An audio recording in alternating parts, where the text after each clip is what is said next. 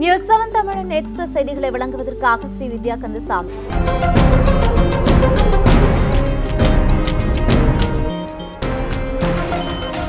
தமிழகத்தில் பாரதிய ஜனதா காலூன்ற மக்கள் அனுமதிக்க மாட்டார்கள் என ஓ பன்னீர்செல்வம் அணியை சேர்ந்த KP முனுசாமி தெரிவித்துள்ளார். இரட்டை இலை சின்னத்திற்கு உரிமை கோரி டெல்லியில் தலைமை தேர்தல் ஆணையத்தில் ஓ பன்னீர்செல்வம் தரப்பு சார்பாக கூடுதலாக 1,80,000 பிரமாண பத்திரங்கள் தாக்கல் செய்யப்பட்டன.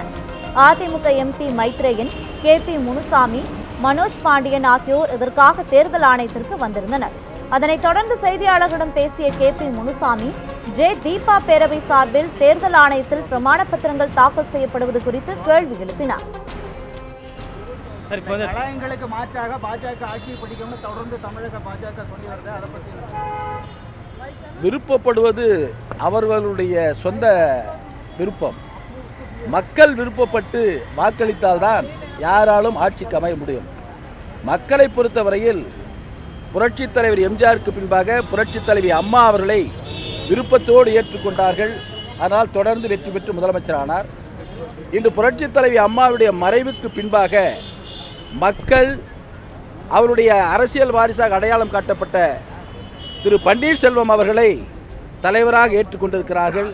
நிச்சயமாக எப்பொழுது தேர்தல் வந்தாலும் திரு பன்னீர்செல்வம் அவர்கள்தான் மக்களால் தேர்ந்தெடுக்கப்பட்ட ஒரு முதலமைச்சராக இருக்கிறார்.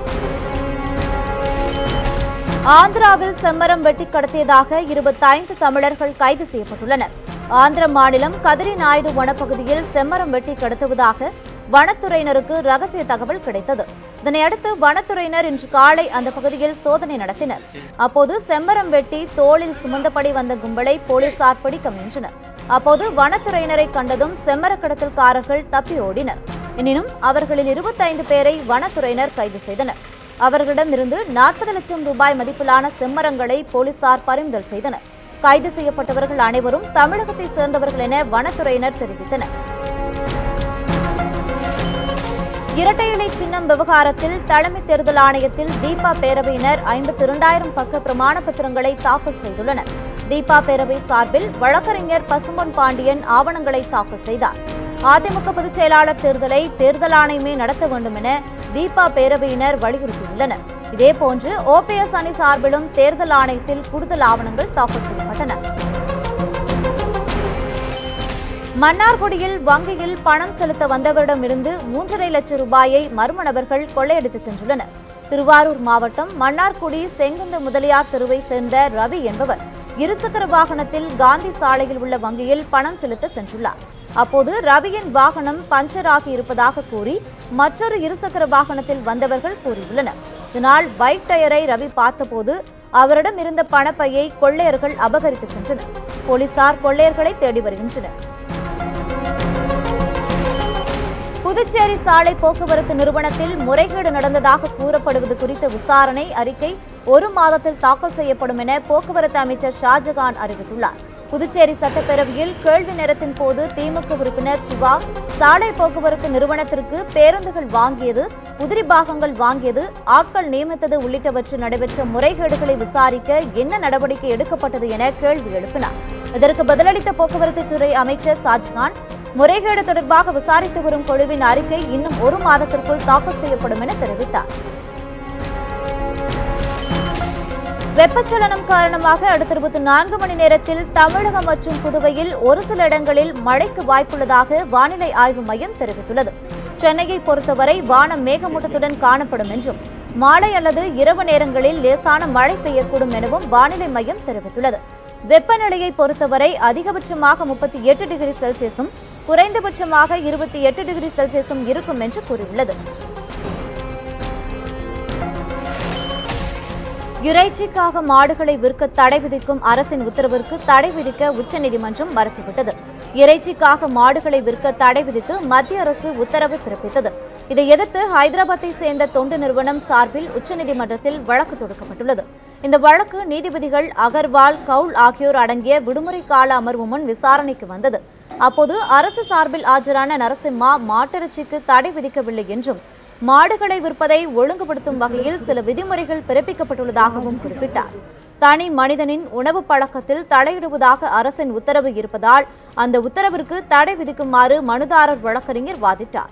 இதனையடுத்து அரசின் உத்தரவிற்கு தடை விதிக்க மறுத்துவிட்ட நீதிபதிகள் இந்த வழக்கில் மத்திய அரசு பதிலளிக்க உத்தரவிட்டனர். வழக்கின் விசாரணையை ஜூலை 11ஆம் தேதிக்கு தள்ளி வைத்தனர். சதுப்பு நிலங்களை காக்க எடுக்கப்பட்ட நடவடிக்கை குறித்து அறிக்கை தாக்கல் செய்ய மத்திய மாநில அரசுகளுக்கு சென்னை உயர்நீதிமன்றம் உத்தரவிட்டுள்ளது. தமிழகத்தில் உள்ள சதுப்பு நிலங்களை காக்கும் பொருட்டு சென்னை உயர்நீதிமன்றம் தானாக முன்வந்து வழக்கு பதிவு செய்தது. இந்த வழக்கு தலைமை நீதிபதி இந்திரா பானர்ஜி, நீதிபதி சுந்தர் ஆகியோர் அடங்கிய அமர்வு முன் விசாரணைக்கு வந்தது. அப்போது தமிழக வனத்துறை சார்பில் ஆஜரான கூடுதல் அரசு வழக்கறிஞர் தமிழகத்தில் 14 இடங்களில் சதுப்பு நிலங்கள் இருப்பதாகவும், கோடியக்கரையை மட்டுமே தமிழக அரசு சதுப்பு நிலப்பகுதியாக அறிவித்துள்ளதாகவும் தெரிவித்தார். சதுப்பு நிலங்களை காக்க அரசு நடவடிக்கை எடுத்து வருவதாகவும், அதற்காக தனியாக ஒரு குழு அமைத்துள்ளதாகவும் தெரிவித்தார். இதனையடுத்து சதுப்பு நிலங்களை காக்க எடுக்கப்பட்ட நடவடிக்கை குறித்து 6 வாரங்களில் விரிவான அறிக்கை தாக்கல் செய்ய மத்திய மாநில அரசுகளுக்கு உத்தரவிட்ட நீதிபதிகள் வழக்கு விசாரணையை ஆகஸ்ட் 21ஆம் தேதிக்கு தள்ளி வைத்தனர். பாலாற்றின் குறுக்கே ஆந்திர அரசு தடுப்பணை கட்டுவதை தடுத்து நிறுத்த மத்திய மாநில அரசுகள் நடவடிக்கை எடுக்க வேண்டும் என பாமக இளைஞரணி தலைவர் அன்புமணி ராமதாஸ் வலியுறுத்தியுள்ளார். வேலூர் மாவட்டம் வாணியம்பாடி அருகில் கங்குந்தியில் பாலாற்றின் குறுக்கே ஆந்திர அரசு ஒரு பாலத்தையும் அந்த பாலத்தின் கீழ் 36 அடி உயரம் கொண்ட தடுப்பணையையும் கட்டி வருவதாக குறிப்பிட்டுள்ளார். இந்த தடுப்பணை கட்டப்பட்டால் தமிழகத்திற்கு ஒரு சொட்டு தண்ணீர் கூட வராது என்றும் அன்புமணி குறிப்பிட்டுள்ளார். தடுப்பணை கட்டும் பணிகள் 1 மாதமாக நடைபெற்று வரும் நிலையில் அதை தடுக்க தமிழக அரசு எந்த நடவடிக்கையும் மேற்கொள்ளவில்லை என்றும் அவர் குற்றம் சாட்டினார். பாலாறு மாநிலங்களுக்கிடையே பாயும் ஆறு என்பதால் இதில் பிரதமர் மோடி தலையிட்டு தடுப்பணை கட்டும் பணிகளை தடுத்து நிறுத்த வேண்டும் என்றும் அன்புமணி ராமதாஸ் கோரிக்கை விடுத்துள்ளார்.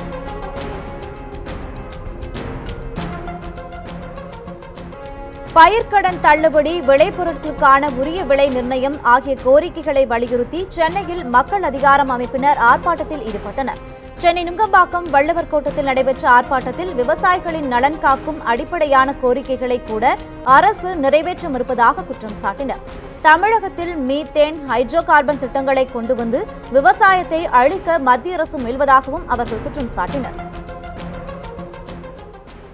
விவசாயிகள் தங்களுடைய அடிப்படை பிரச்சனைக்காக கடன் தள்ளுபடி, தாங்க விளைவிச்ச பொருளுக்கு உரிய விலை தரணும்ன்ற அடிப்படையில தன் அடிப்படை கோரிக்கைக்காக போராடிய விவசாயிகளை காக்கா குருவி போல அங்க இருக்கக்கூடிய பாஜக அரசு சுட்டு கொண்டிருக்கிறது. இதை கண்டித்து மக்கள் அதிகாரத்தின் சார்பாக இங்க ஆர்ப்பாட்டம் நடந்து கொண்டிருக்கிறது. இத்துடன் எக்ஸ்பிரஸ் செய்தி தொகுப்பு நிறைவு பெற்றது. மேலும் பல்வேறு செய்திகளுக்கு தொடர்ந்து இணைந்திருங்கள் நியூஸ் 7 தமிழோடு.